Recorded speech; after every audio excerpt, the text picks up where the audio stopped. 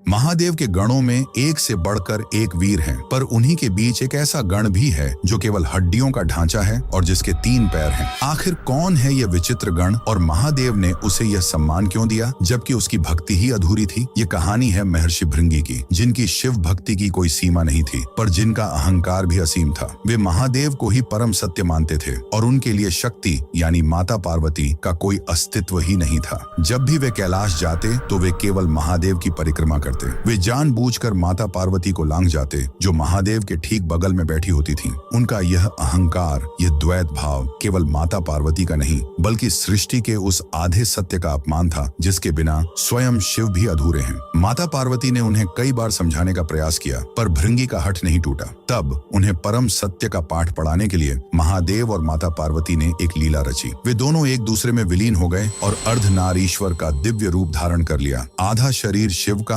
आधा शक्ति का। अब भृंगी के लिए केवल शिव की परिक्रमा करना असंभव था, पर उनका अहंकार तो देखिए। उन्होंने एक भृंग यानी भौंडरे का रूप धारण किया और उस अर्धनारीश्वर स्वरूप के बीच से छेद करके केवल शिव के हिस्से की परिक्रमा करने का प्रयास करने लगे। ये देखकर माता पार्वती समझ गईं कि अब इन्हें केवल ज्ञान नहीं बल्कि अनुभव की आवश्यकता है। उन्होंने भृंगी के शरीर से शक्ति तत्व को खींच लिया। उन्होंने कहा, यदि तुम शक्ति को नहीं मानते तो तुम्हारे शरीर में उसका कोई अंश नहीं रहेगा। और उसी क्षण भृंगी के शरीर से सारा मांस, रक्त और मज्जा लुप्त हो गया, क्योंकि यह सब प्रकृति यानी शक्ति का ही स्वरूप है। वे केवल हड्डियों का एक निष्प्राण ढांचा बनकर पृथ्वी पर गिर पड़े। वे खड़े भी नहीं हो पा रहे थे। तब उस पीड़ा के क्षण में उन्हें अपनी भूल का एहसास हुआ। वे समझ गए कि शिव चेतना है तो शक्ति ऊर्जा है, एक के बिना दूसरा अपूर्ण है, शक्तिहीन है। उनकी इस दशा को देखकर करुणामयी महादेव का हृदय द्रवित हो उठा। भृंगी का पश्चाताप सच्चा था। तब महादेव ने उन्हें सहारा देने के लिए एक तीसरा पैर प्रदान किया